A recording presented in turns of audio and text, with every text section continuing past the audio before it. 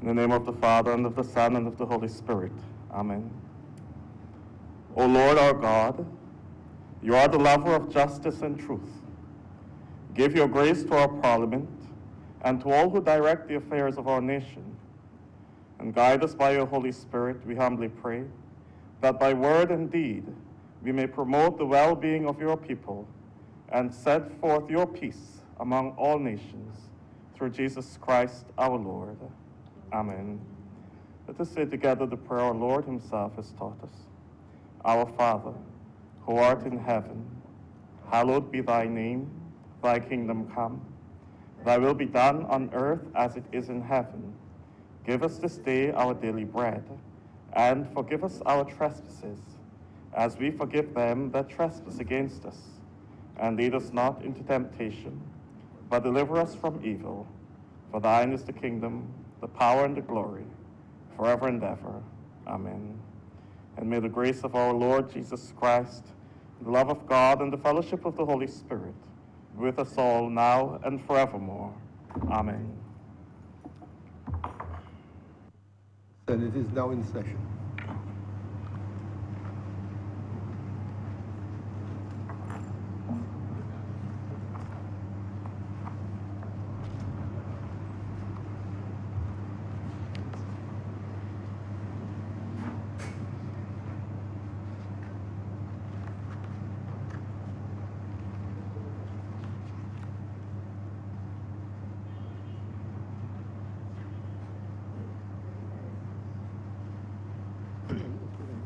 The messages from Her Excellency, the Governor General.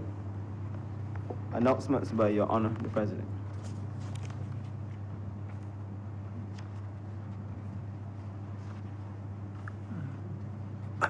Senator Wiggins is away on business, and to that extent she will not be with us today.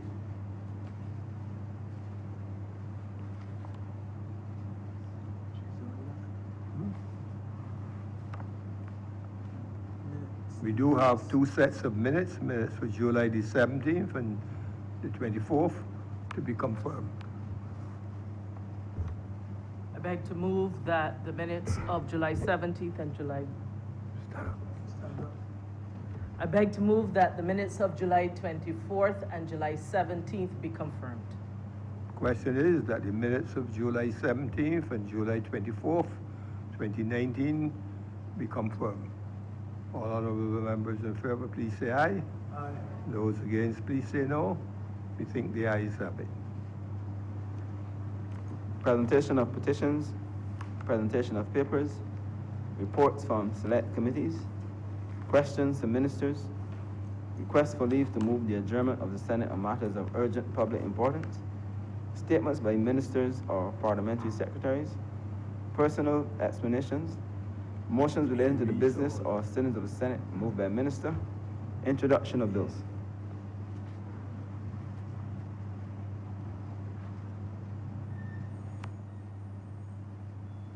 Mr. President, I beg to be noted of the Public Service Miscellaneous Provisions Bill 2019 and the Administrative Justice Amendment Bill 2019. I beg to move that they be read the first time. The question is that the Public Service Miscellaneous Provisions Bill 2019 and the Administrative Justice Amendment Bill 2019 be read a first time. All honorable members in favor, please say aye. Aye. Those against, please say no. We think the ayes have it. Public business. Should have been separated though. Order number 4, sir. In the name of the Honorable Acting Leader of the Senate, to move the second reading of the Order of Freedom of Barbados Bill 2019.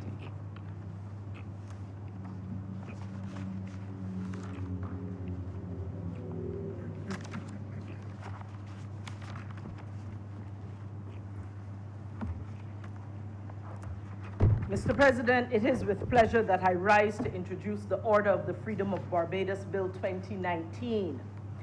which would introduce an addition to Barbados's national awards. This addition would be called the Freedom of Barbados Awards. This particular award, Mr. President, after the National Hero Award, which is our highest national award, this Freedom of Barbados Award would be the second highest national award. This award is adding to the landscape of awards that we already have. This one in particular shall be made on the recommendation of the Prime Minister and conferred by the Governor General. This award, the Freedom of Barbados Award, would be conferred on either a citizen of Barbados, including one residing in the diaspora, or there will be an honor, and there will be an honorary award. It will be conferred on a Caribbean national or a citizen of another country. Now, the holder of this award would be able to use the title called Most Honourable, and the post-nominal, which is those letters that come after, would be FB. The Freedom of Barbados Award will be given to a Barbadian as part of our annual Independence Awards. The honorary Freedom of Barbados Award, that's the one that would be to a non-citizen of Barbados. That one will be conferred at any time deemed appropriate by the Prime Minister. Now, the Freedom of Barbados Award will be, in terms of prestige, it will be on the level of the Knight or the Dame of St. Andrew, which now form part of our national awards landscape.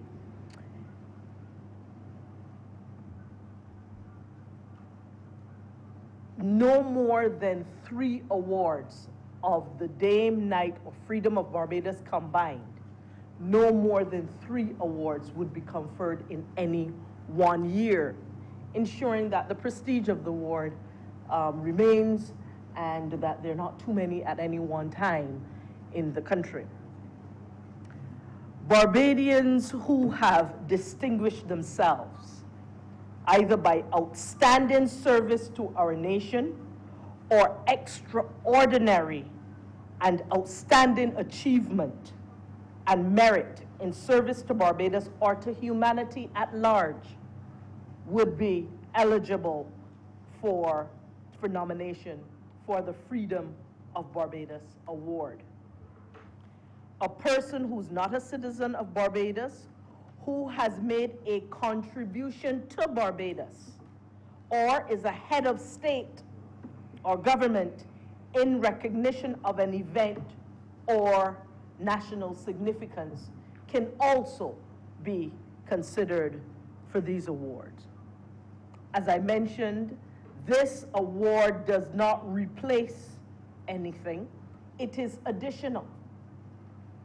Currently, in Barbados's landscape, we have the Imperial Awards. Those awards are available to what is called the realm countries of the Commonwealth, and it is conferred by the Queen. The second level of awards now in our landscape is the Order of Barbados Awards, and there are a wide number of them. These are established by letters patent at the command of Her Majesty. It was determined that it was time for Barbados to have a national award that is established by statute, and that indeed would be homegrown. There are many, Mr. President, who will say Barbados declared independence in November 30th, 1966, but we are yet to claim our sovereignty. These awards are part of Barbados being able to determine for ourselves in a very real and final way. How we will award, who we will award, and to be able to do so with an independent sense of identity and self for the Barbados Freedom Awards. I expect that there will be exciting discussion and debate on this, Mr. President. And I, of course, I'm happy to introduce this to this Honourable House and beg to move that this bill be now read a second time.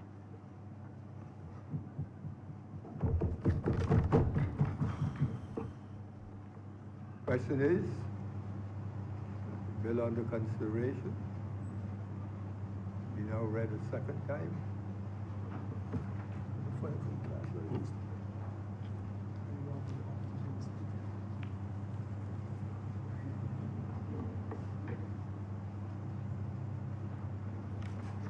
Senator Grant, happy to recognize you, sir.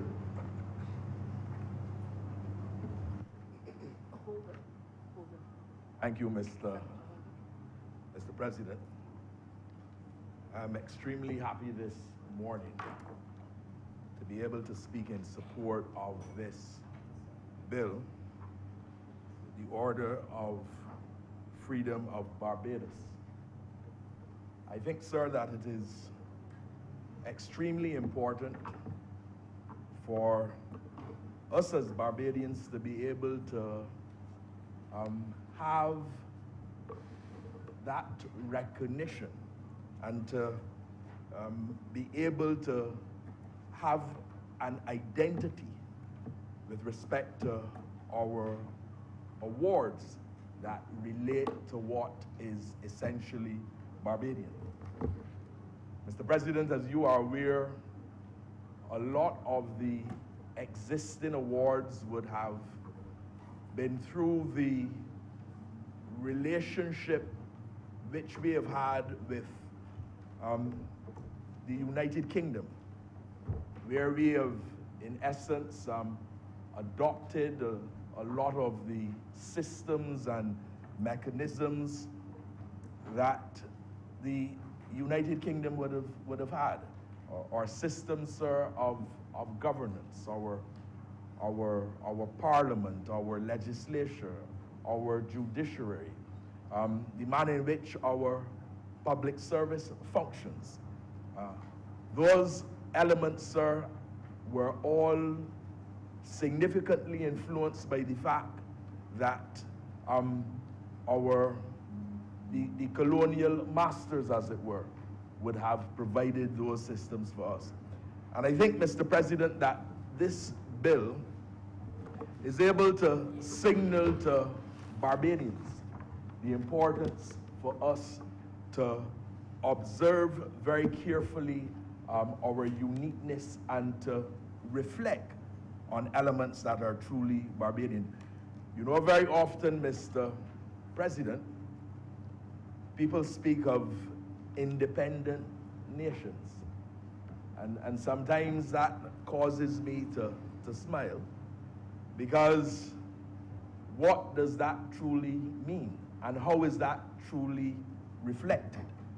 And independence must not simply be reflected by us claiming that on a particular day, on the 30th of November, that 1966 Barbados became independent, and that we took down the Union Jack and we, that's right, and we put up our one flag.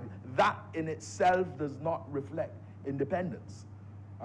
Independence, sir, must be reflected in our way of life. It must be reflected in our culture. It must be reflected in our institutions. It must be reflected in who we are and how we function and how we act. And this bill, sir, that allows for the Order of Freedom of Barbados is very important in demonstrating that Barbadian identity. That is critical to us. Mr. President, we would have recently come out of crop over. In fact, some of us, sir, I suspect that some of the sluggishness that may be being exhibited, sir, in response to getting up and speaking to this bill might be that some of us might be still feeling the effects of some of the effects, like breakfast, for example, or bliss, or some of us jumping for their morning, that kind of thing. But the point is that I want to make is that we've just concluded crop over. And crop over reflects properly what Barbados is about, what we have to offer in terms of our culture, in terms of the cuisine, in terms of the food, in terms of the calypsos, the competitions, the revelry on the road, sir. And it is important that a people are very clear with respect to their identity, and they're very clear with respect to who they are. So I think, sir, that this bill allows us to move in that direction.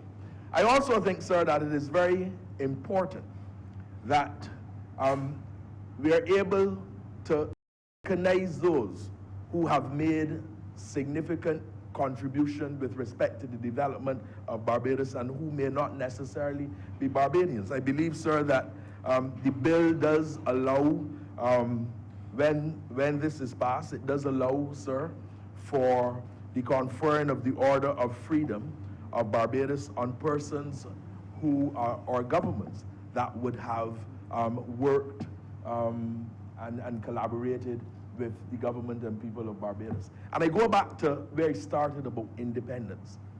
The truth is that none of us are truly independent. There is always and has always been the need for collaboration, whether it was, sir, in the days of Carifesta, whether it was, sir, as we started CARICOM, whether it was, sir, with the Federation, which I do have to say that if for me there's one area of some disappointment, historically, it is that the Federation, sir, did not work. But my point is that there needs continually to be collaboration. There needs continually to we need to be working with other persons and other countries, sometimes in ensuring that we are able to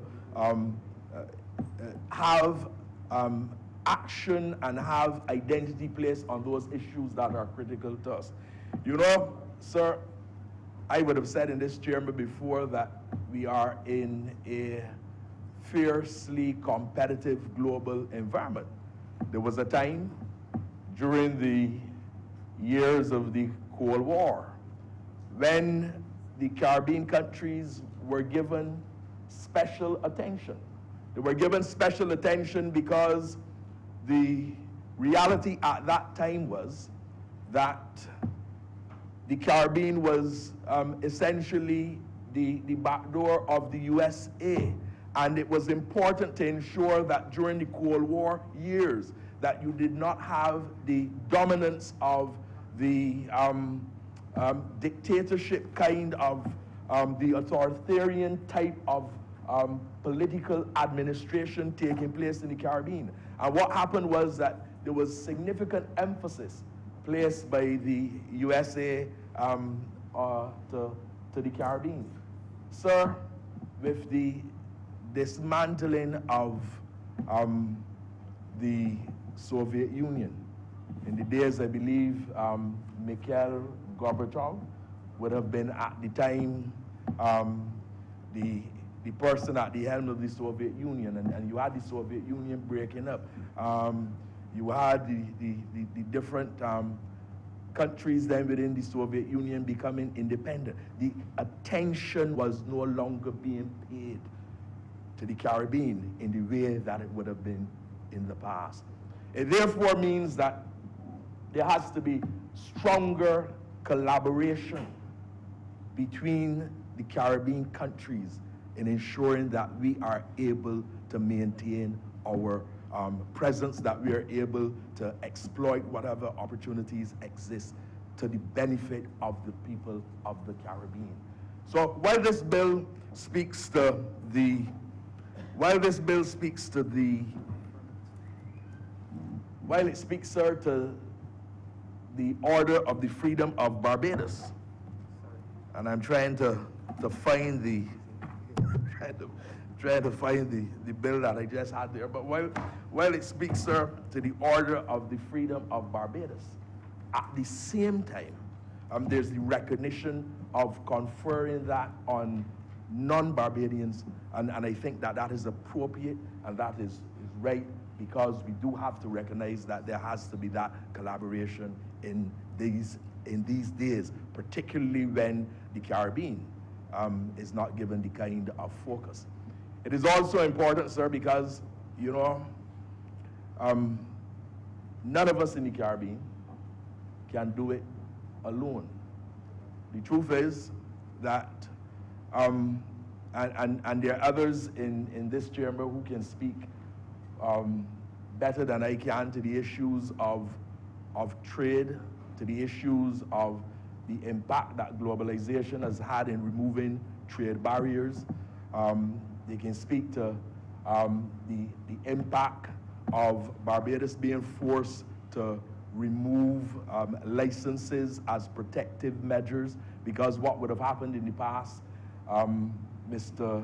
President, is that a country like Barbados, a small developing country, was able, with respect to imports, utilize licenses to protect domestic businesses.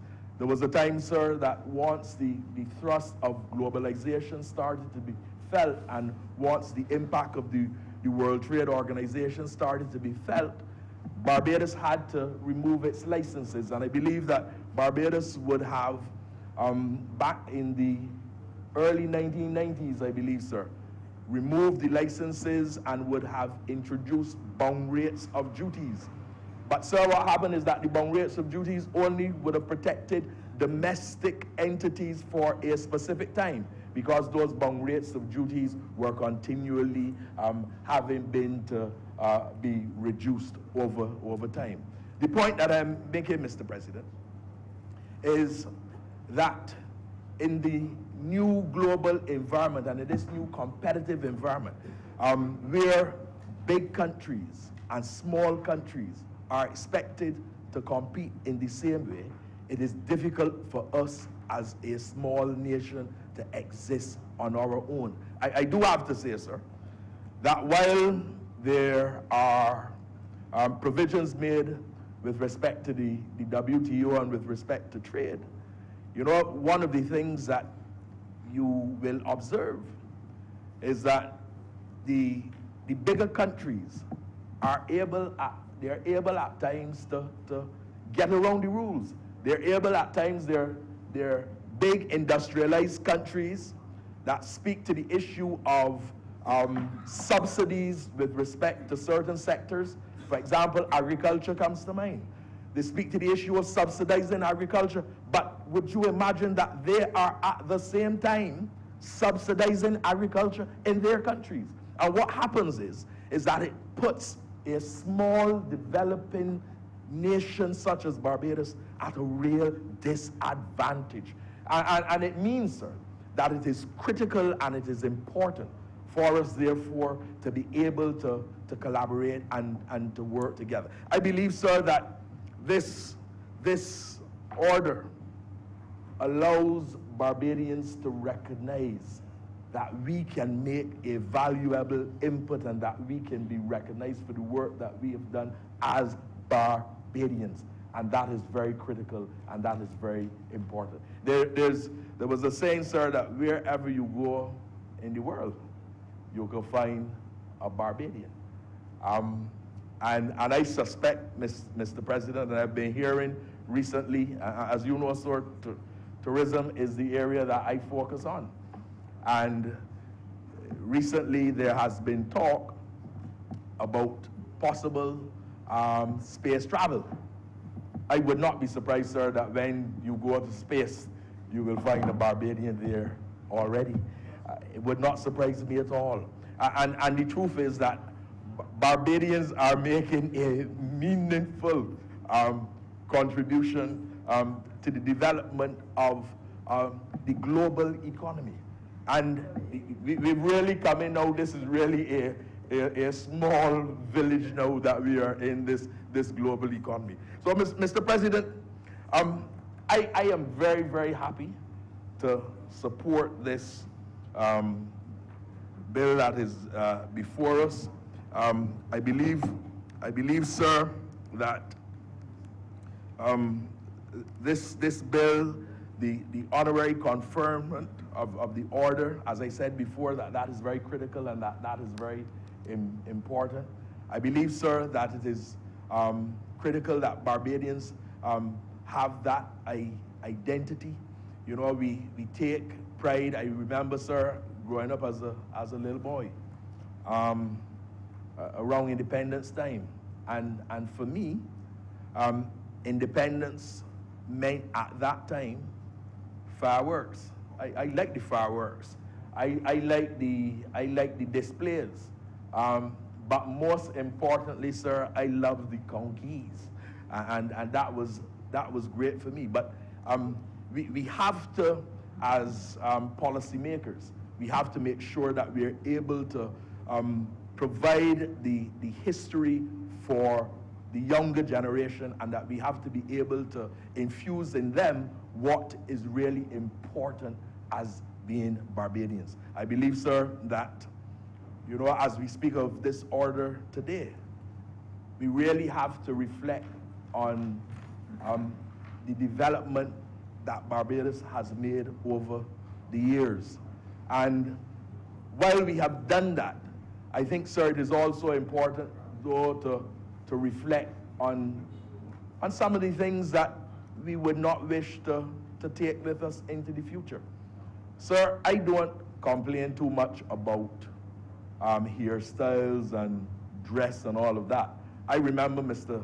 President, growing up, in my days, the first set of styles we had would have related to bell-bottom pants and the flat shoes, and bell-bottom, the shoes that had the heels was about so long, sir, and the bell-bottom pants. And I, of course, will never wear those again, and I remember the afros. So I don't worry too much, sir, about, although it doesn't look appropriate for me, but I don't worry too much about the fellas and the pants and thing and how they dress. But what I worry about, sir, relates to the aspect of respect, relates to the fact that we must ensure that we are always respectful, that we must ensure that we are decent, that we are mannerly, and all of us have a role to play. And all of that, sir, helps in creating what it means to be truly Barbadian. Mr. President, I remember when I was a little boy, and I know the honorable senators want me to speak, so I will speak. I remember when I was a little boy, got on the bus with my grandmother, and there was a elderly lady who got on the bus, and she said to me, "Little boy, let me sit down there." And I sir, I must say that I was always, my mouth was always kind of full. And I said, my grandmother paid for this seat for me, and I ain't getting up. And before I could really finish, it was wax. And my grandmother was saying to me, "Respect due to a dog, respect due to a dog, respect due to a dog." I got up, the elderly lady sat down, and it worried me for a while. What is it that my grandmother meant by telling me respect due to a dog?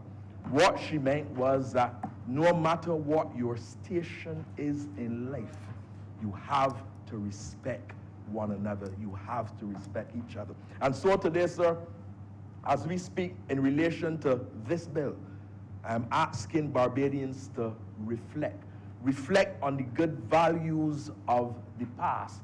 I'm asking Barbadians today to recommit to do good, to ensure that we are able to set the right examples for our children.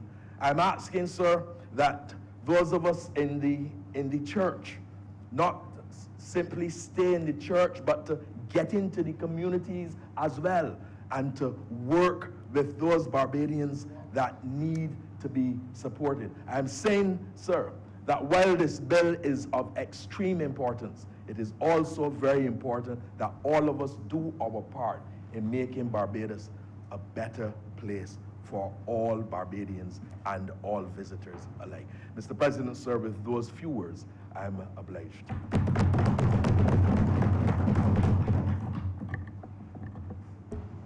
Senator Lisa Cummings. Thank you very much, Mr. President. I rise on this occasion, Mr. President, to have a conversation with our people about this bill and the significance of it to our own trajectory as a people. Mr. President, if I were to contextualize what I'm going to say and give it a title, I probably would use a question, and a question that we all as Barbadians are very familiar with. It says, what is your mirror image, Mr. President? That is a signal question, combination of words that has stayed with our people since May 1986, when they were first raised by the father of our independence in talking to his people at the time, our people, Barbadian people. Mr. President, I want to map a trajectory that starts somewhere. I think Senator Grant, he raised earlier the question of the CARICOM community, the CARIFESTA. He talked about federation. No, I didn't get there yet. He's spoken then about the federation and its end in May of 1962. I was bringing it down. He talked then about how it was an unfortunate state of being that the Caribbean community, having constituted itself into a regional construct because of what it saw as its own regional identity. Caribbean people of African descent forging ties in a collective. And we saw the unfortunate demise in May of 1962 of the West Indies Federation, Mr. President. Almost to the day, Mr. President, the mirror image speech in May of 1986 was presented. And I want to fast forward tonight to 2018, Mr. President, when in May of 2018, a political party, the political party of which I am a member and I represent as a government on this side, Mr. President, launched a manifesto. And in that manifesto, an entire chapter, Pillar 7, is dedicated to something we call national consciousness. Mr. President, we have talked about this mirror image question and the notion of national identity from the beginning of time, from the beginning of who we were as a people, as a Barbadian people, as a Caribbean people, and as citizens in our communities. We have talked about the question of how we see ourselves. And I want to quote, Mr. President, from a few paragraphs from the mirror image speech to give context to my comments today, Mr. President. The Right Excellent Walton Barrows said, I want to know what kind of mirror image do you have of yourself? That is what I am concerned about. What kind of mirror image do you have of yourself? Do you really like yourselves? Because you can never really like anybody unless you first like yourself. But he went on, Mr. President, to say this, much later down in the text. He says, let me tell you what I mean by image you have of yourself. We are just coming out of crop over. It is my understanding, Mr. President, that the hotels were solidly booked. The streets were filled with persons who came from far and wide to celebrate crop over here in Barbados with us. Hired cars were all over the streets because there were so many visitors to our shore from far or wide. There were people who came from as close as Grenada, and as southerly as Trinidad down to Brazil, but there were also those that came from North America. And and of course, from Europe. I want to use the mirror image speech to talk a little bit about how we see ourselves, Mr. President. He said, let me tell you what I mean by image you have of yourself. You so much despair of this society that you queue up at Trident House, at the time that was an embassy, day after day. Those of you who have read Julius Caesar would know the passage that says, you have sat the livelong day with patient expectation to see the great Pompey pass the streets of Rome. And you have stood the livelong day with patient expectation for the man to tell you down there that you can get the visa. I say this, Mr. President, because as we welcome people from far and wide to our country, we see ourselves in their images. There is a notion, Mr. President, that those that come from far are somehow better than those that come from near. There is a mirror image that tells us that those that come from foreign climates and foreign cultures are better than those that share ours, Mr. President. There are those that tell us we are to welcome those who have come from far, but we are to reject those that are coming from near and call them foreigners or things like low islanders, because we have a mirror image of ourselves, Mr. President, that does not yet reflect that we have understood what was being asked of us in May of 1986. We still have difficulties, Mr. President, with migration of persons from near who look like us, whose culture is similar to ours, who live lives that are not dissimilar to ours, yet when we ourselves, in almost every Barbadian household, can cite a member of our families or in our friendships who are migrants themselves in places afar. Mr. President, what is our mirror image of ourselves? And so I say, Mr. President, that in May 2018, when the Barbados Labour Party, this administration, brought the manifesto of 2018, and our Prime Minister, under her leadership, taking her lead initially from the Covenant of Hope of the party and then bringing it into the chapter, Pillar 7, insisted that we needed once and for all, definitively, to answer the question of what our mirror image is and how we see ourselves. Mr. President, the chapter here on national consciousness talks about a couple of things that are important to me. It says, we are proud to be Bajan. We are a people of faith. We have Bajans with positive mirror images because our consciousness as a people is anchored in our understanding of ourselves, and our culture is an expression of that understanding. It goes on to talk, Mr. President, about Barbadians as dreamers and innovators and creatives, unleashing that Barbadian innovation. What do we see is our mirror image of ourselves? Mr. President, for the reasons that all of us know, we are here today debating this resolution, this bill, and it would be my great pleasure, Mr. President, to answer the question resoundingly on how we see ourselves and what our mirror image as a people looks like in a national award, grounded in Barbadian statute, developed by the Barbadian people, for the Barbadian people and those who have made Barbados home or who have contributed to who we are, as an expression, a conscious expression of our national identity, our national consciousness, as a reflection of our mirror image, Mr. President. I believe that this is a signal moment in Barbados' history, given all that we have said and all that we have seen over the many years, starting, Mr. President, in 1986, with that all-important question, which we are still attempting to answer, of what mirror image we have of ourselves.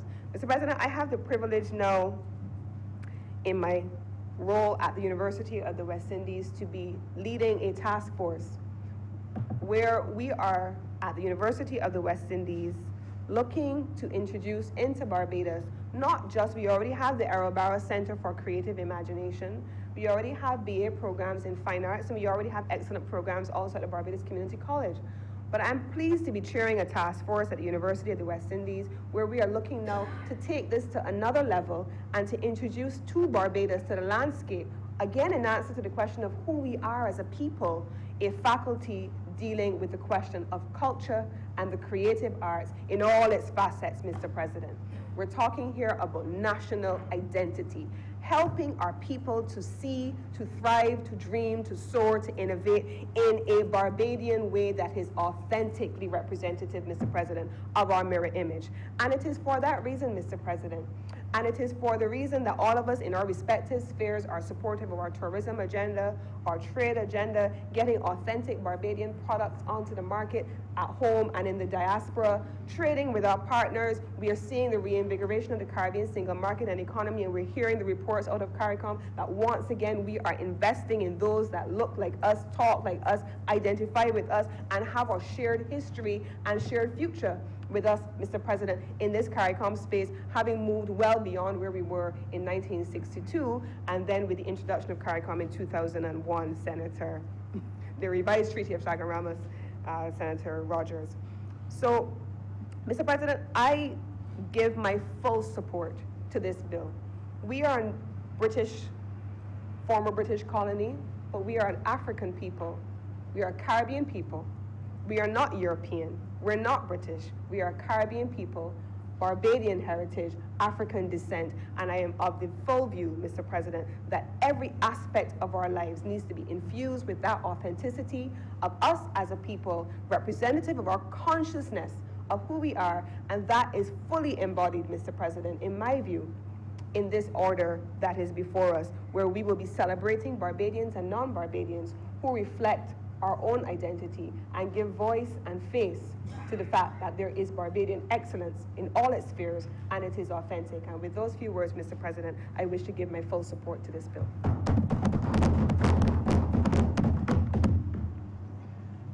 Thank you, Senator. My next call on Senator Greenwich to make his contribution.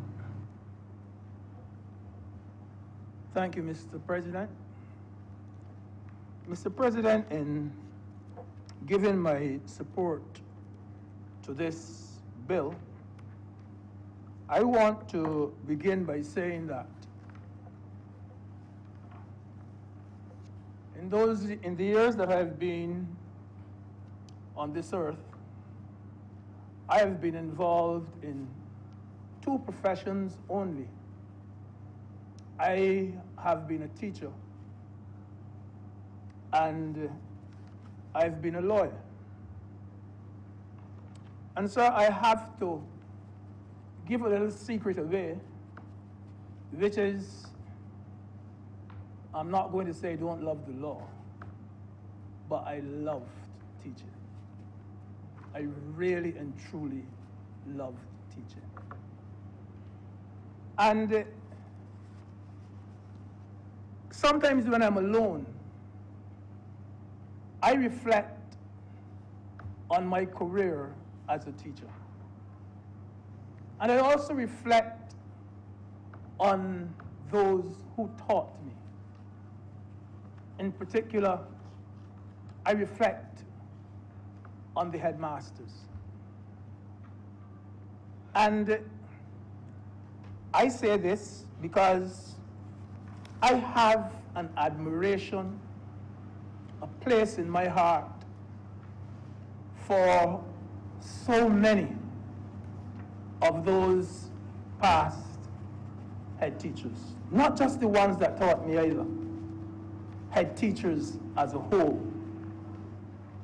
And I have always said that if there's one group which has never got the recognition that that group deserves, it's a group of head teachers. Some of them have long gone to the great beyond, but the contribution that they've made to this country still lives on. I recall, so when I was a youngster at school, I went to school. I'm thinking of when I was at secondary school. I used to hear so many of the boys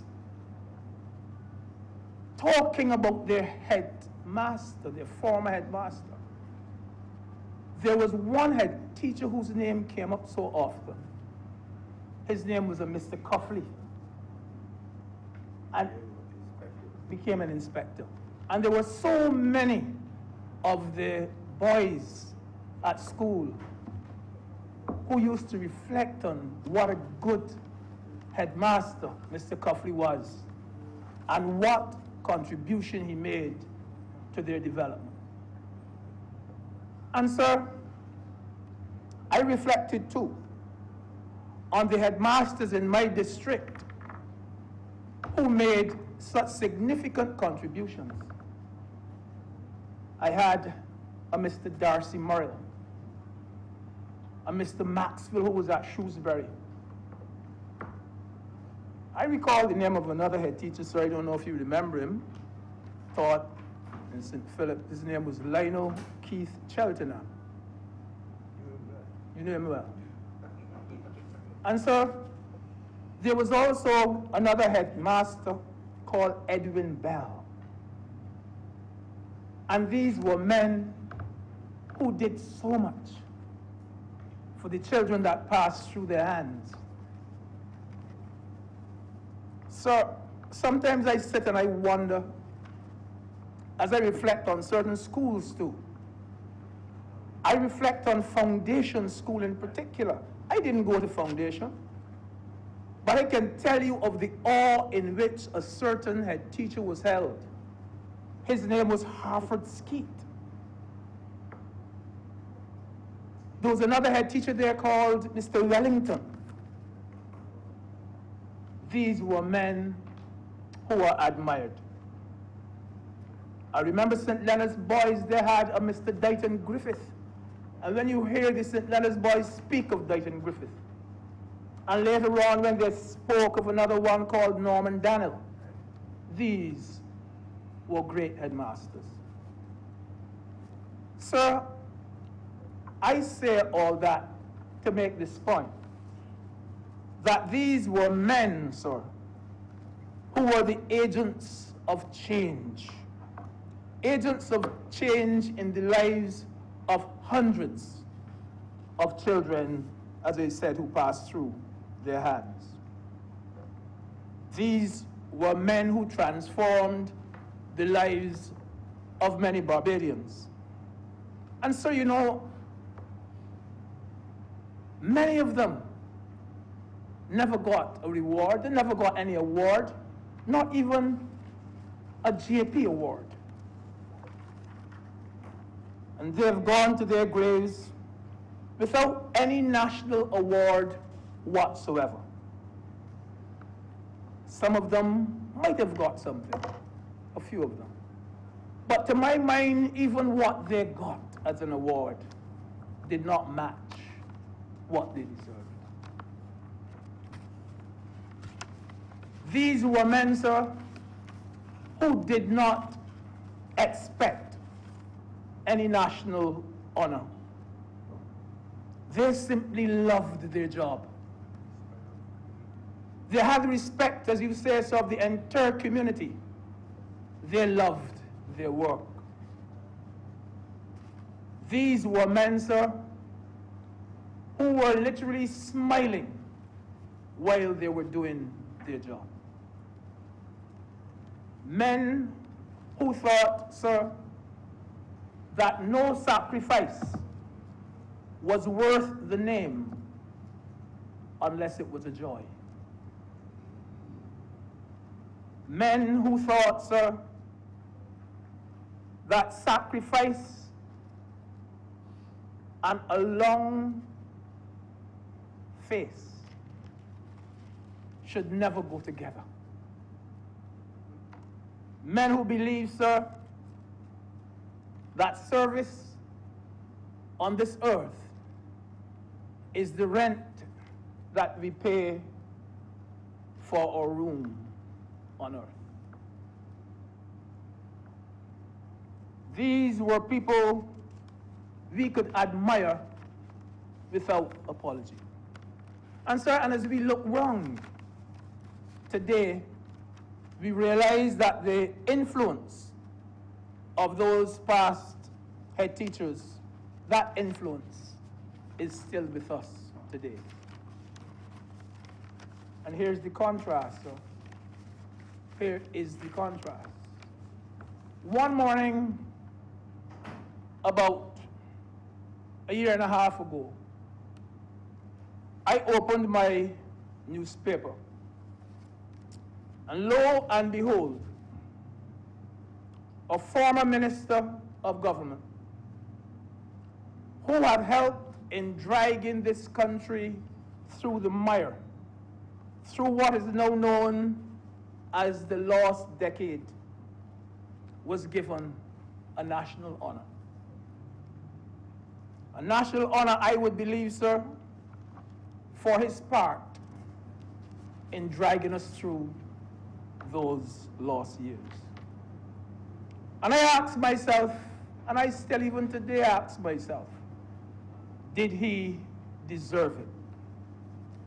The explanation given to me by one of his colleagues was that it was to be put on his CV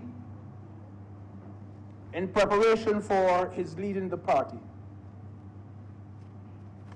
That was the explanation I got. So you remember, I think it was in 12th Night, that famous, oft-quoted, some are born great, some achieve greatness, and some have greatness thrust upon them. Mr. President, sir, if indeed it was thrust upon him, he should have refused it.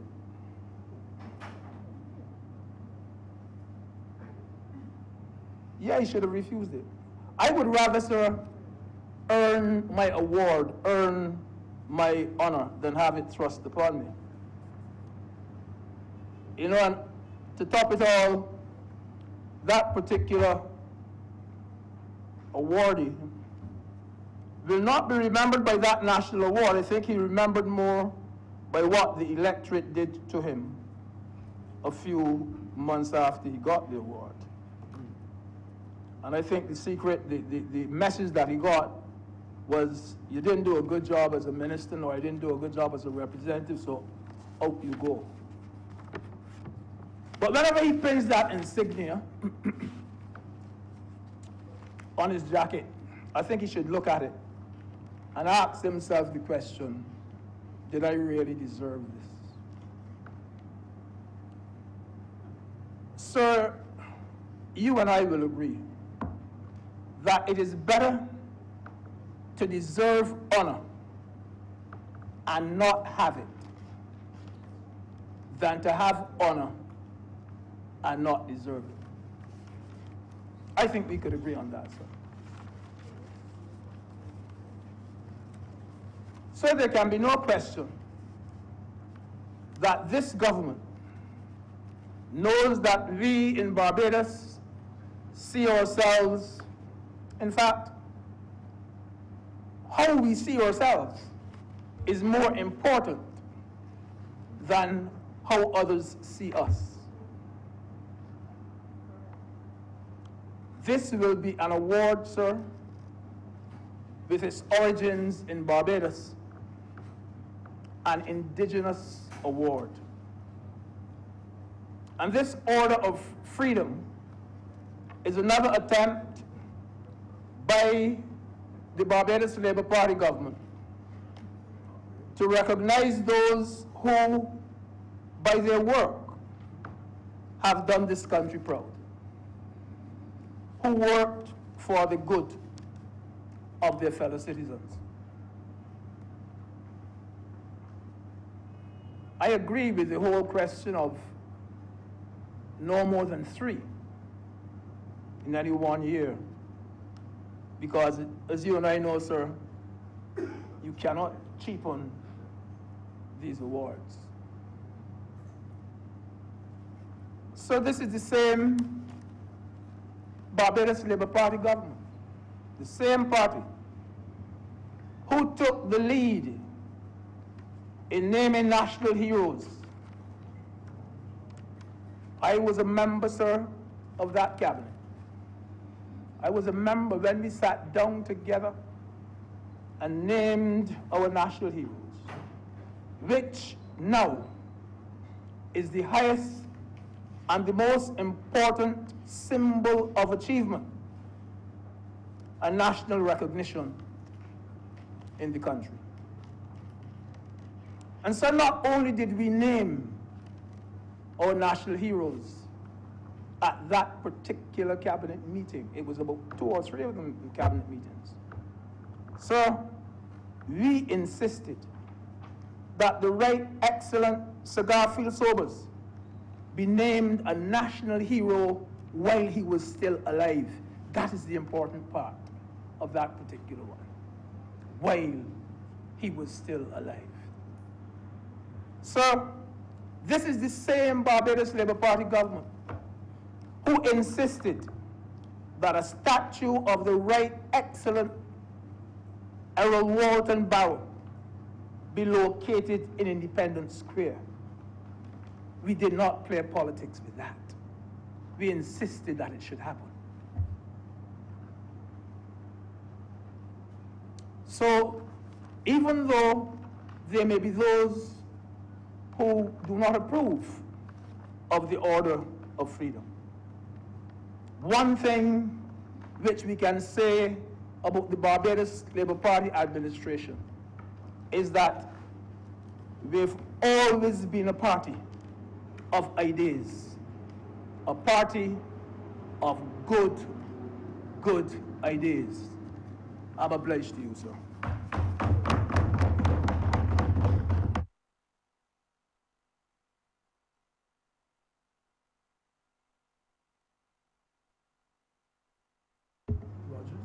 Sir Rogers. Sorry, Rogers. I'm sorry. Kristen.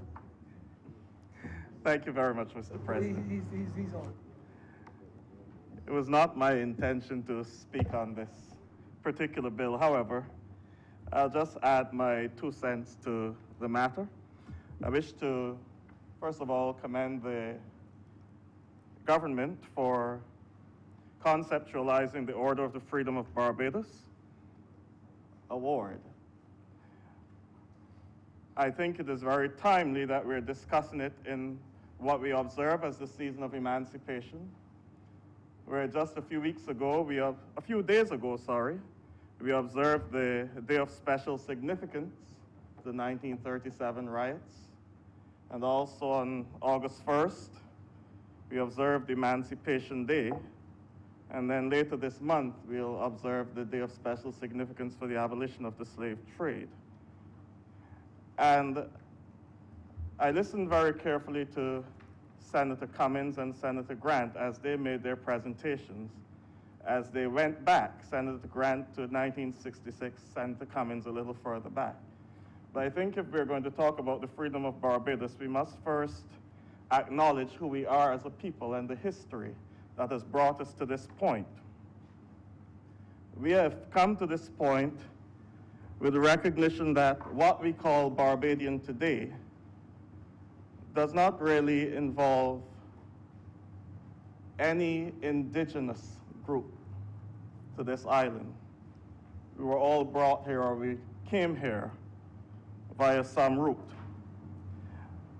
I've said that to say that being Barbadian is a unique dynamic. And when we speak of the Freedom of Barbados Award, I hope that we do not go down the road to hold it as something that is Afrocentric, because we cannot let go of our Eurocentricity either. In fact, when we think of ourselves as a Barbadian people, we must recognize, even within the Caribbean, that we are a potpourri of people. We're a combination of different groups. And therefore, when we speak of the Order of Freedom of Barbados, I find it timely, and I'm very happy that it's coming at this time, because it gives us the opportunity to set out an ideology of our nationalism, of who we are as a people. And I think Senator Cummins pointed to this, something that the Right Excellent Errol Barrow would have spoken about way back in the 1960s and thereafter. And so the Freedom of Barbados Award must be couched in a deep sense of nationalism, a deep sense of identity. And it does not mean the type of nationalism that we see pervading the world at this time, where we tend to forget the value of other people. And I listened very carefully to Senator Grant as he said that he didn't quote the words of John Donne, but I think he encompassed the idea that no man is an island, no nation can exist alone. And we recognize that. And I believe the Right Excellent Errol Barrow recognized that when he said, we'll be friends of all and satellites of none. And so the Freedom of Barbados Bill Award must take into account this deep sense of identity where we recognize our value as a nation in this world and our equality with others in this world, not counting ourselves as less than because of our size, but valuing our people as equals with all the peoples of this world.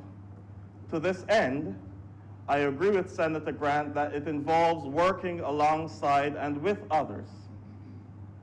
But I believe it should also involve not being quiet in the face of atrocities, not being silent in the face of neo-fascism, not being silent in the face of racism, not being silent in the face of prejudice of any kind.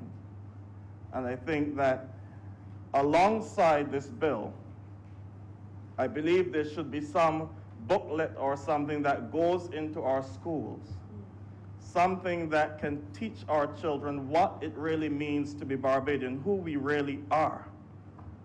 Because I do not want us to, there's a danger inherent in this bill, even though I support the bill. There's an inherent danger in that we're placing the Freedom of Barbados Award alongside the knighthood of St. Andrew and the Dame of St. Andrew. The danger I perceive there is that if the option is given to someone to choose the knighthood, the Dame, or the Freedom of Barbados, and they opt not to choose the Freedom of Barbados, what does it say about them? What are we really trying to say? I've said that to say that if we're going to create a national identity, we either cut the umbilical cord, sever it totally, or we incorporate everything, recognizing our history as a people. Because I would hate to think that something as novel as this, something as innovative as this, can be an element of division in our society. And so if there's one problem or one niggling area I have with this particular bill, is that it sets us up for division within the society. That's just my view of the entire thing. What I will also hope to see, since we do not wish to have a plethora of national heroes, I do not think that's good for the country. If the Order of Freedom of Barbados could be awarded posthumously to those persons like some that Senator Greenidge would have identified. And here I'm thinking of how do we truly honor someone like an Israel Lovell, who was instrumental in the 1937 riots, but was not necessarily the face of the riots. How do we recognize him? How do we recognize someone who led so revolutionary a movement as the United Negro Improvement Alliance, something that spoke to the development of our people at that time? I was thinking of, could the Freedom of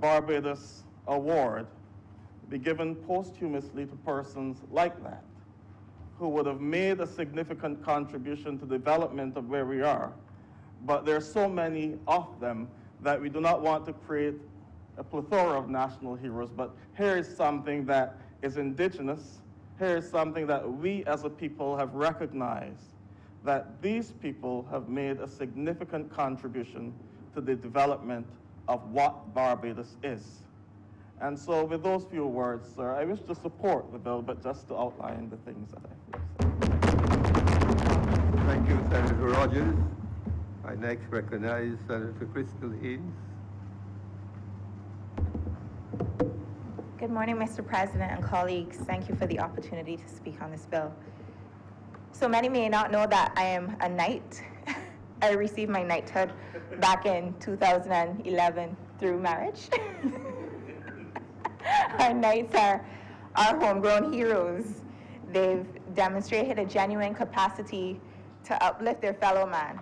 And their greatness is not determined by their material possessions, but by what they've done for humanity, their human spirit. You know, that's what really sets them apart. And what I love about the story of Barbadian heroes in particular, many of them, when you consider that they would have grown up in a Barbados that many of us who sit in this room would not recognize today. When you think of colonial Barbados, it was a far cry from the comforts that we now enjoy. Whenever I think of heroes, I always think of my maternal grandmother especially. She was a mother of 10, and her husband left at a very, very early stage, and life was challenging, to put it lightly. There were times when food was scarce, there was times when shelter, the actual home was threatened, and they would have been put out. And somehow my grandmother still had the capacity to make the impossible possible.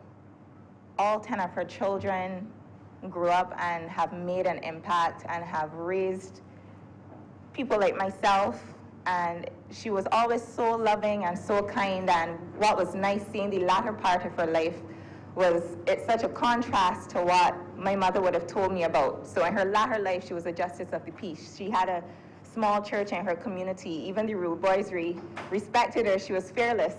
She was one of the pastors that would go down to Bridgetown with her, the horn, you know, that they would hold and preach the word. She was one of those people that was just well-liked and well-loved and respected. But she's a personal hero. But the heroes that we speak about didn't just make an impact on their immediate families or their immediate communities. These are people who made an impact on the nation collectively. And what I find most impressive is that an island as small as Barbados has been able to produce the caliber of people that we now see on the world stage. I mean, as a young person, I immediately think of Rihanna and DJ Puffy. But then there are other people that I think of. I found out about a gentleman by the name of Cardinal Ward, who actually holds, he's a global expert in optical information technology and hold patents for things like the digital camera and the camcorder. There's Dr. Velma Scantlebury, who was the first African-American transplant surgeon. You know, so that an island as small as ours could have produced the caliber of people who have made the global impact that they have managed to. I think that it's almost as if heroism is in the Barbadian DNA. It's outstanding. And I just wanted to make a brief point on why heroes matter and why recognizing people matters, because we have a generation of young people that they need heroes now more than ever. I had a grandmother that gave me the love and the moral guidance and just the comfort that I needed growing up. And a lot of people growing up don't have that person. So it's really, really important for us to be able to choose from among ourselves, where the young girl growing up could look at a Marsha Cattle and say, she has hair just like mine, and look, she's in Parliament, and look, she's done all these great things, and she's worked all over the world. So it's important in terms of, you know, I've heard a lot about identity, And there's tremendous value in choosing from among ourselves and being able to say, this is some person that deserves this elevation, and the importance that that person then could have on the lives of tomorrow's heroes. And as a person who still considers myself a part of that younger generation, I would like to acknowledge a few heroes that I see coming up, including my colleague on the other side, Senator Drakes, a young lady who is really pushing the boundaries in terms of environmental awareness, environmental activism. I think of yourself, Dominique Tudor. I think of even those working in financial technology. You have a global expert like Gabriel Abed as a young man, literally changing the game on a global scale. So I just wanted to make a very brief submission this morning, but there's tremendous value in what we're doing. And with those few words, Mr. President, I'm obliged.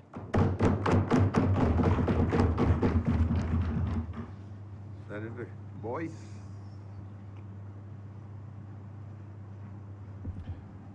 Thank you very much, Mr. President. This afternoon, I had the pleasure of hearing my fellow senators speak.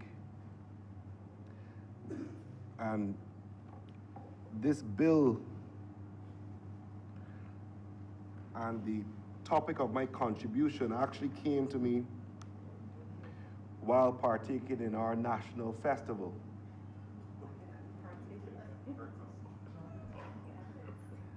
The details will be provided shortly, but it may not be what you think. And when I say that, sir, I'll try to link it together, Mr. President. And I think all of us here today understand what the aim is. The bill is entitled An Act to Provide for the Conferment of the Order of Freedom of Barbados and for related matters. And indeed, we've had a wide spectrum of contribution this morning on such related matters, sir. And certainly the government should be commended, because we have to build our own monuments, Mr. President. We have to build our own monuments. No one will do it for us. And the fact is, we all know, Senator Rogers and Senator Holder more than the rest of us, that you don't take care of your profits locally. So it's good to see that the government is making some efforts in this regard. Now that may have gone above the head of a few, but I'm sure it will be dealt with at lunch, sir. At the end of the day, Mr. President, no one is going to recognize our own, and these unsung heroes as referenced by Senator Greenidge, sir. And what is funny is that it crossed my mind, as I said, I was taking part in that national journey, sir. And for reasons best left unsaid, I was pondering our seeming reticence to let our own culture shine at times. And while I'm a committed regionalist, sir, we seem so ready to adopt the practice of others while shying away from what makes us truly unique. And we have to ask ourselves, why is that, Mr. President? And I was heartened to hear Senator Grant speak to the elements of being Barbadian, because again, this is something that's been on my mind. And to me, it's captured most readily in our pledge. In our pledge, sir. Written by one of the headmasters, Senator Greenidge, that you were referring to. Pledge allegiance to my country, Barbados, and to my flag, to uphold and defend its honor, and be a credit to my nation wherever I may go. Know that by heart still after a few years since leaving primary school. And when we look at the elements, and what is interesting, Mr. President, the author of the pledge, his award was the Silver Crown of Merit. which ties into some comments being made by Senator Greenwich earlier, sir. But we won't get into that. I don't think that this bill should be utilized as an opportunity for discourse as to who warrants or who should receive certain things. I think we should focus on the fact that it serves as an opportunity for us to re-examine who we are and to give an assessment and a credence to what we value. And when I think about the pledge, Mr. President, there are three elements that I see. Firstly, allegiance to our country, sir. Secondly, upholding and defending its honor. And thirdly, living and doing credit to our nation. And I think if we're honest with ourselves, sir, I don't think any of us here or in this country can say that we fulfill all three of these criteria on a daily basis. And maybe that's the reason it was reaffirmed to us in our childhood in the school, that by saying this mantra every day and by repeating it, these values were instilled. When we look around, do we see these values being exercised? How many of us can say that we always have allegiance to our country? How many of us say that we uphold and defend its honor, except when it's convenient? We're quick to throw persons under the bus when it suits our purposes. When once we lauded them. Such a fickle thing, but that's who we are, and I include myself in this. How many of us say that by our living we do credit to our nation? I certainly am guilty of failing to do that every day, sir. So hopefully, Mr. President, these awards could be used as an impetus to allow us to take a fresh guard and to redouble our efforts to take our nation forward. In these circumstances, sir, I can without hesitation signal my support for this legislation. Thank you, Mr. President. Senator Springer? You're next, sir. Thank you, Mr. President. I first want to also commend this government on their forward-thinkingness in bringing forward this particular bill for consideration.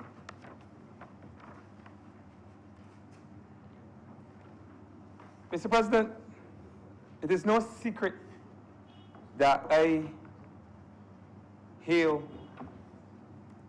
from the constituency of St. Andrew. And that many of the matters that I discuss in this honorable chamber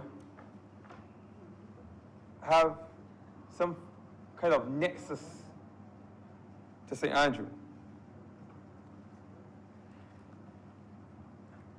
And when this bill was first laid in Parliament, one of the things that came to mind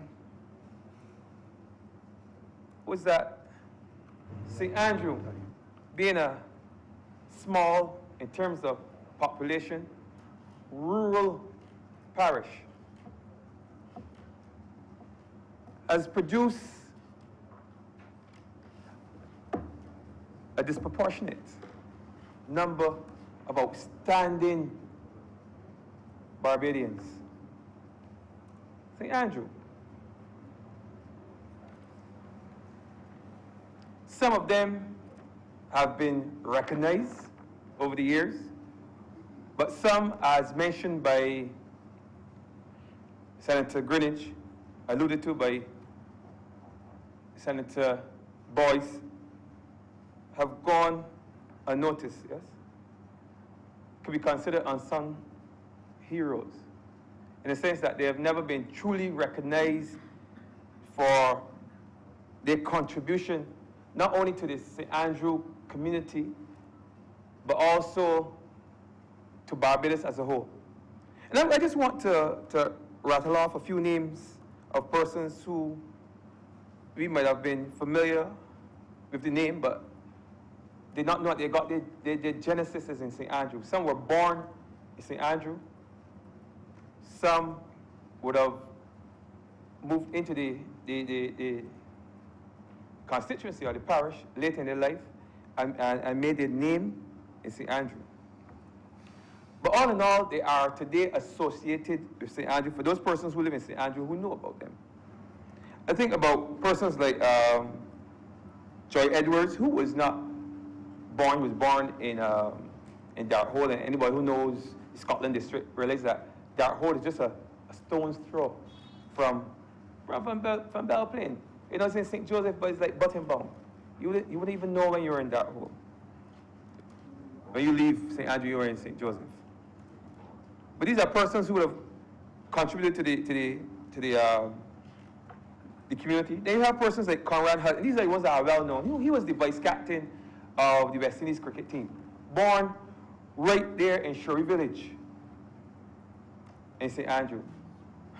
Perhaps the more rural part of the rural parish of St. Andrew, Shorey Village. And Conrad Hutt was born right there. And he would have contributed in cricket, one of the most outstanding cricketers that the West Indies has ever produced.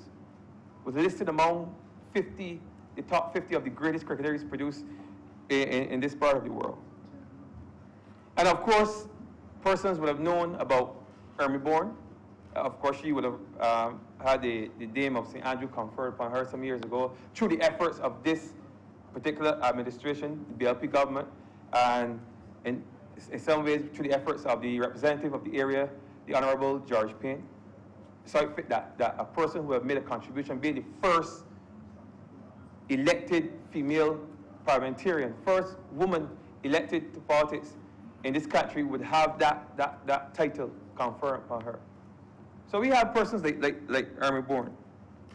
Now she too was born in St. Andrew and functioned and was active in St. Andrew for practically all of her political and professional career.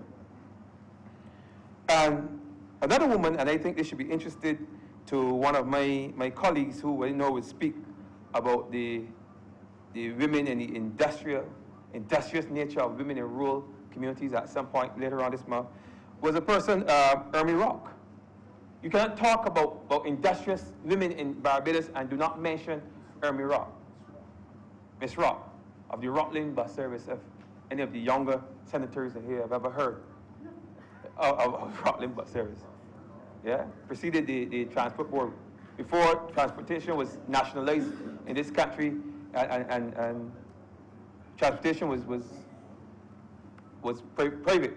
It was difficult for persons living in rural communities in St. Joseph and St. Andrew to get to town. I mean, someone over there is whispering that it's difficult even today. But it was more difficult back in the 50s and 60s and 70s. For persons to get around, get out of St. Andrew, get out of St. Joseph, get out to part of St. Lucie and such like. I think that is probably why I'm a linguist, and I've never done any research, but I've heard that's why there's a distinct accent difference in persons from St. Lucie and that northern part of the country speak with a distinct accent. It's different to how most persons in Barbados speak because they were more or less isolated, right? But I believe that community leaders, community heroes, as to use a term borrowed from Senator Haynes, persons from rural areas, and I said this just recently, had to be a lot more creative than their counterparts in the city areas. For us in the country, we had it a lot more difficult. We did not enjoy some of the amenities enjoyed by our counterparts in the city. We did not have some of the resources of our counterparts in the city. So it was difficult for us in rural Barbados. And it was difficult for us, for persons to acquire the basic needs. So in every community, there had to be someone who was willing to step up, who was willing to be that hero for the entire community, because it was difficult. We had persons who, though not trained formally, acted as lawyers, because in the rural areas, many persons, I guess it would have been the same in some of the urban areas as well, but in the rural areas there were many persons, agricultural hands, who did not get the benefit of a formal education, could not read or write. But they would have their issues, and they needed persons in the community who had the skill set to give them the guidance that they needed. We had persons within our community. I have some names here. I don't think they would mind me calling names of persons who would have acted as legal counselors. Persons like Caps Nichols. He understood that they had a role to play in terms of giving persons guidance. He was not a lawyer, but he knew enough to set someone on the right path. And we also produce persons like Lester Vaughan, and I know the school in St. Thomas is named after him. And that's perhaps, he was born in St. Simons, for those of you who are wondering, in St. Simons, in St. Andrew. But of course, the school, he would have been very active around the time of Tom Adams in terms of supporting his campaign, working with the campaign. And at some point, he worked in the parish as well. But he's a product of St. Andrew. He is a product of St. Andrew. And I heard mention of the conferment of this title posthumously. I mean, there are persons in St. Andrew who I believe, based on the service they would have given, not only to that community, but to Barbados as a whole, that deserve an indigenous award like this one. Like this one. They are. Based on how difficult it was for us and for them back in those days down there. We have to factor in that level of difficulty, that layer of difficulty that persons in those communities had to overcome in order to enhance or improve the lives of their brothers and sisters within the community. And there's a point that was made by Senator Haynes, and I want to support that point, that I hope that awards such as this one would not be limited to persons who perhaps older persons within the community, within Barbadian society, because or any political affiliation, as my colleague on the other side is pointing out to me, because some of the persons that I mentioned here were strong supporters of the Democratic Labour Party. Ms. Rock was a supporter of the Democratic Labour Party. She was. So it matters not whether there were B's, D's, or breadfruit leaves. It really doesn't matter. It doesn't matter. Persons, one who have given that human service to your community or to Barbados, then you deserve an award such as this one. But I was making the point that there are a number of young persons operating within communities across Barbados, who in some cases are single-handedly responsible for keeping those communities together. And I can think about one person right now, one young person, and I'm speaking of the other persons, but this person is still relatively young. I spent a lot of time in the Belle Plaine area over the past couple of weeks. There were a number of programs, initiatives under the Parish Independence Committee that were being undertaken in the Belle Plaine area over the past couple of weeks. And one of the things that I discovered is that there's a young man in that community. And I asked him last week if I could mention his name in this place. One David King, also better known as Bandy, who I believe is almost single-handedly responsible for keeping many of the young persons engaged in that community. Many of the community outreach projects, things that bring the community together at the hem. You can always hear the name Bandy. He's involved in each and every one. Sometimes he has to reach into his pocket, pull his own money to support a number of community activities. Of course, he gets support here and there, but I'm just making the point that there are some people that the entire community looks up to.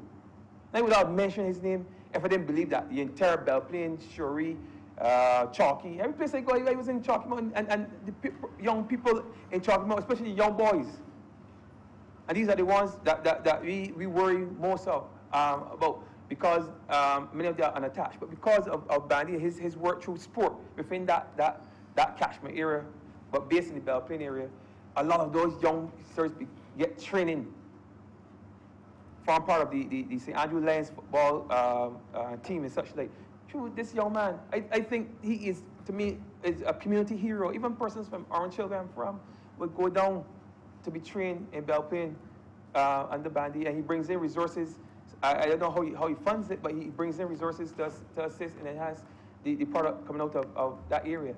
I'm just making the point that they have young people doing great things, and that maybe not be on an international scale, but that's not what we are here about this morning, to talk about who's operating at that level. And that's a good thing. I'm not saying that that's not a good thing, but I just want persons to remember that you look around communities. I can speak about Belle Plaine because that's where I operate. But in every community across Barbados, I'm sure there's a name that will pop up.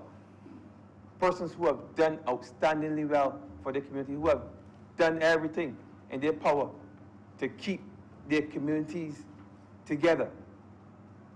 And these persons need to be recognized, and not wait until they've gotten ahead in age or until they are gone.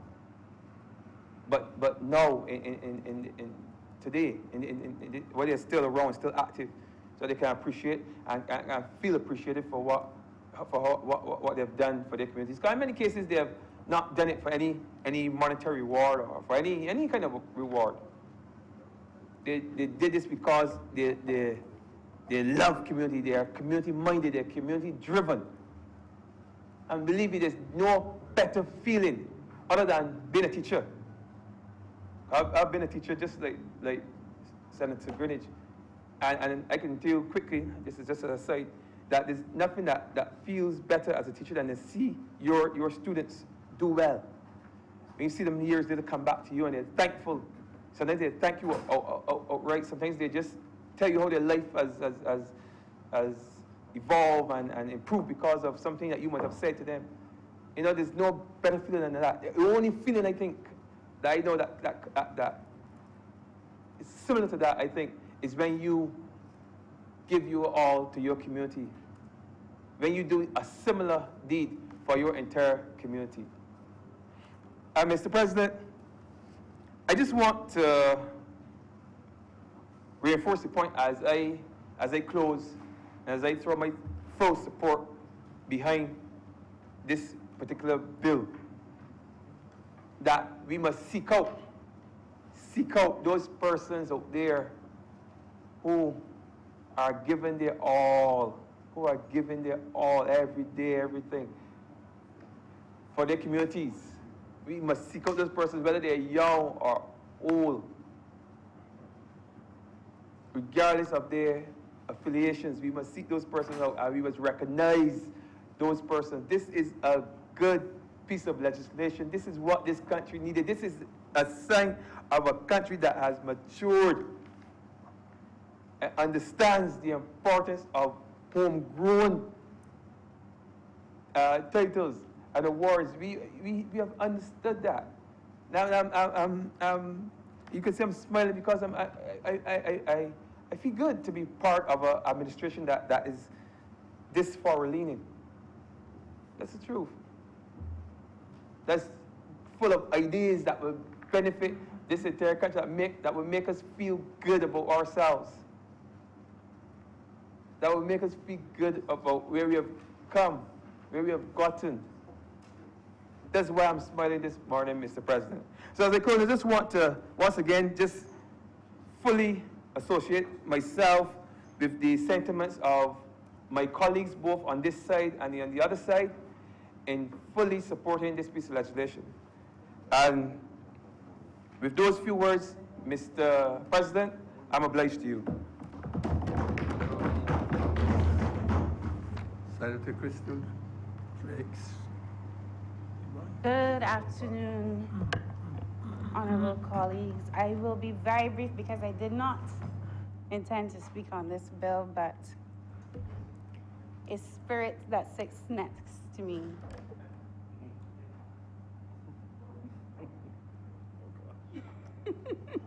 My apologies. Yes, as I was saying, a spirit that sits next to me encouraged me to speak on the bill, and the good Senator Rogers, as my good colleague is currently absent at the moment. Thank you. But nonetheless, and also the kind words that came from Senator Haynes. And as it relates to this bill, I heard a lot about, on the other side from Senator Cummins, what is our mirror image? We heard a lot about culture. What does that represent? What is our identity? And what does nationalism mean to us as Barbadians in the year 2019? Because sometimes we take it in a historical context, but what do these things mean to us today? And I want to go to something that was said by Marcus Garvey. And this is not to take away from the melting pot of individuals that represent those that are Barbadians and those that are Caribbean people, regardless of your background and ethnicity. But he said that Africans are not conscious of their own dignity and the dignity of their fellow men. And I think that this bill, the Order of Freedom of Barbados, starts to recognize that persons that look like yourself have the dignity to be honored by you. It doesn't have to come from somewhere else, but it can come from a reflection of yourself and understanding the contribution that that person has made towards a society that we live in. And my hope is that this award never becomes a form of tokenism.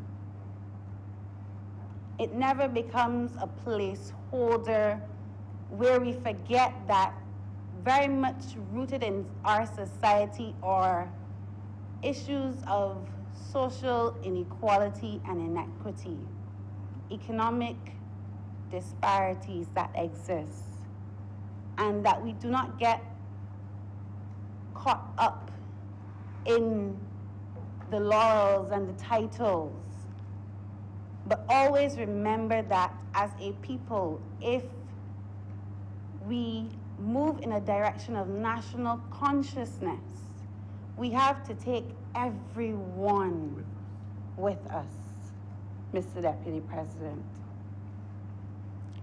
Sir,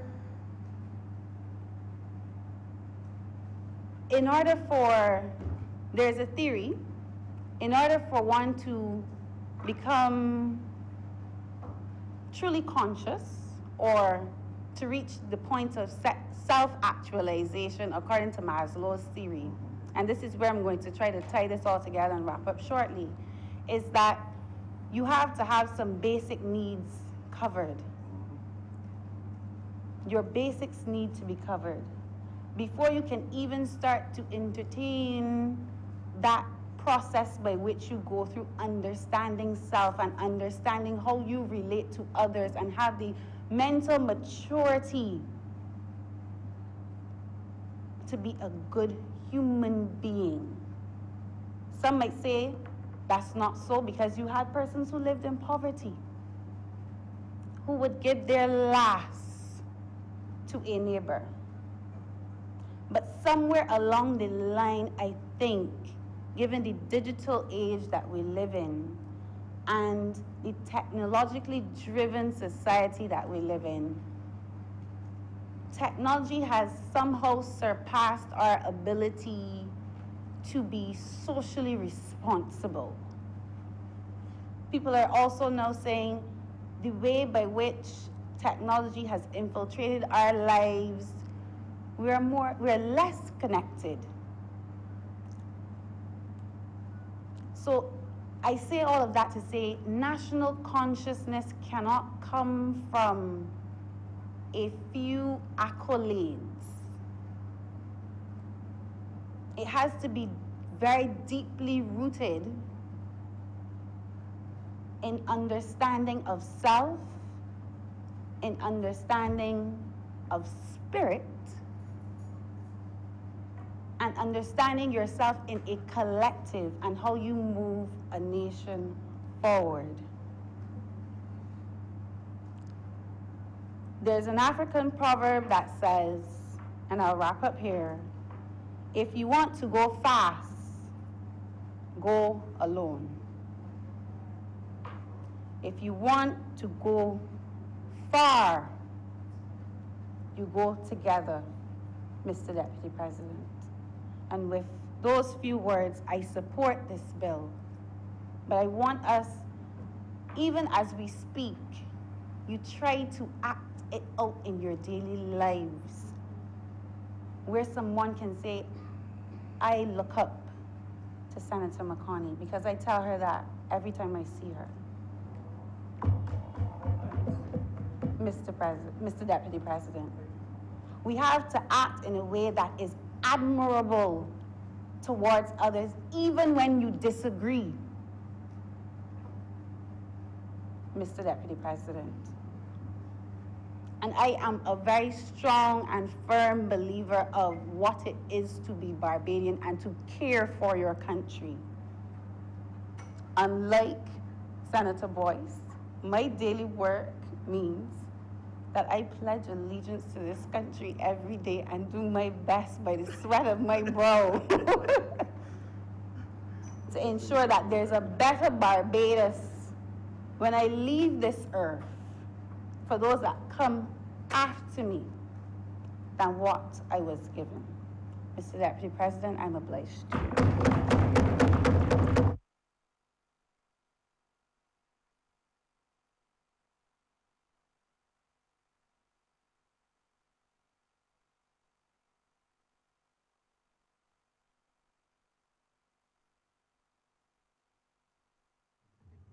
Senator McConney will now wind up. Thank you, Mr. President.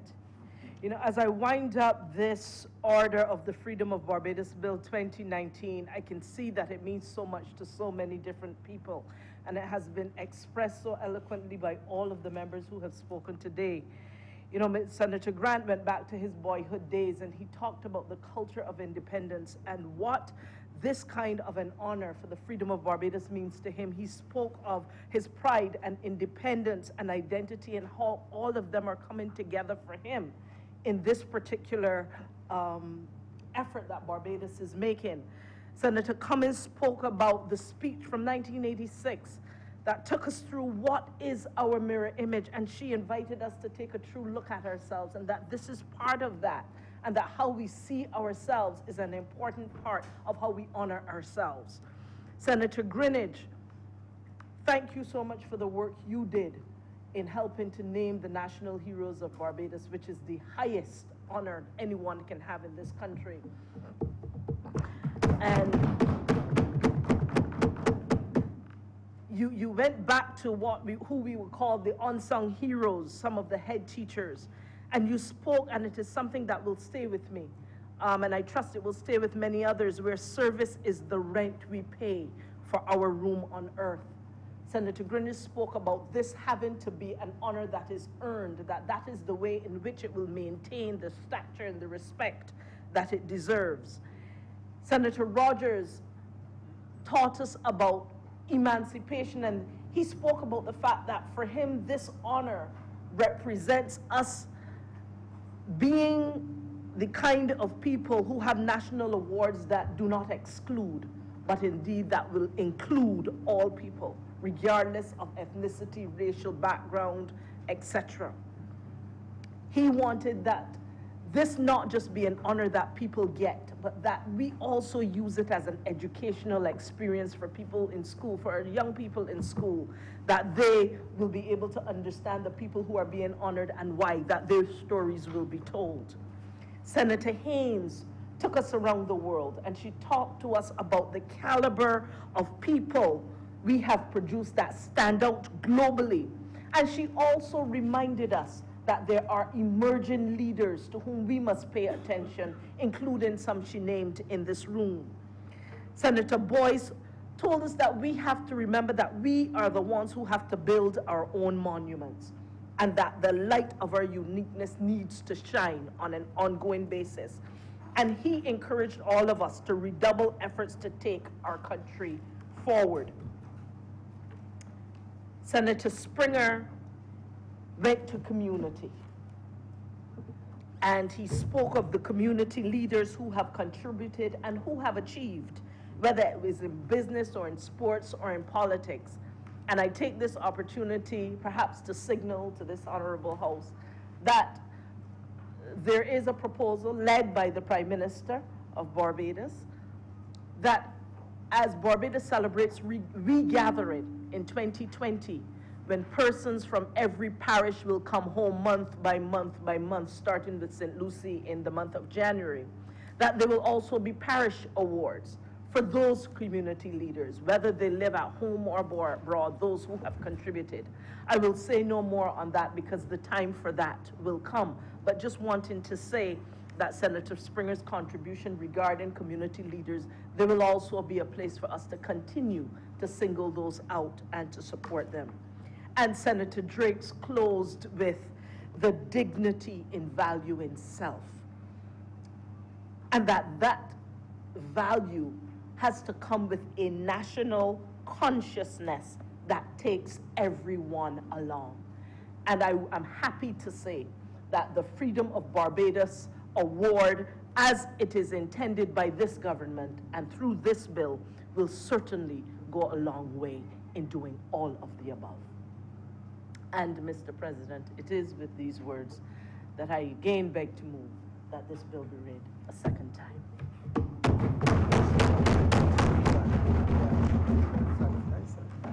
The question is that this bill under consideration be now read a second time. All honorable members in favor, please say aye. Those against, please say no. We think the ayes have it. Mr. President, I beg to move that Your Honor do now leave the chair and the Senate resolve itself in committee for further consideration of this bill. The question is that I do now leave the chair and the Senate resolve itself into a committee of the whole Senate for the further consideration of this bill in committee. All honorable members in favor, please say aye. Aye. Those against, please say no. The Senate is now in committee.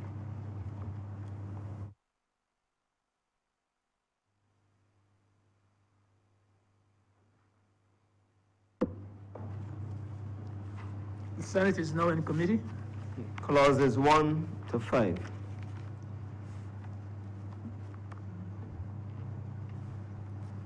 Mr. Chair, I beg to move that clauses 1 to 5 stand part. The question is that clauses 1 to 5 stand part. All honorable senators in favor, please say aye. Aye. Those against, please say no. Methinks the ayes have it. Clauses 6 to 11.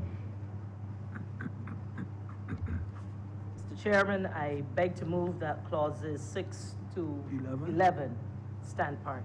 The question is that clauses 6 to 11 stand part. Honorable senators in favor, please say aye. Aye. Those against, please say no. Methinks the ayes have it. Mr. Chairman, I beg to move that you now report to His Honor, the President, the passing of one bill in committee. The question is that I do now report to His Honor the President the passing of one bill in committee. Honorable senators in favor, please say aye. Aye. Those against, please say no. Methinks the ayes have it.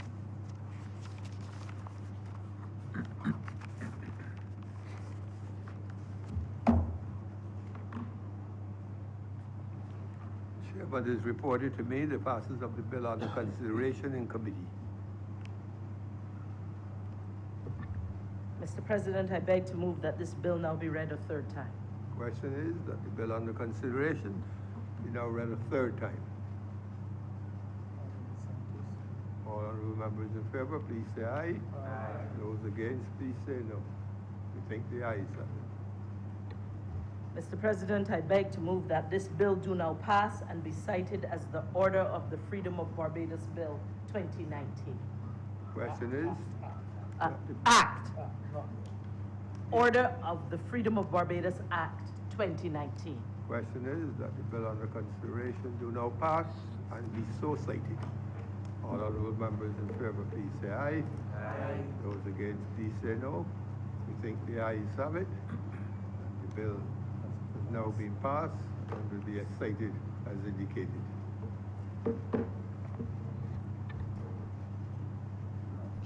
Yes, for lunch. We come back at 3.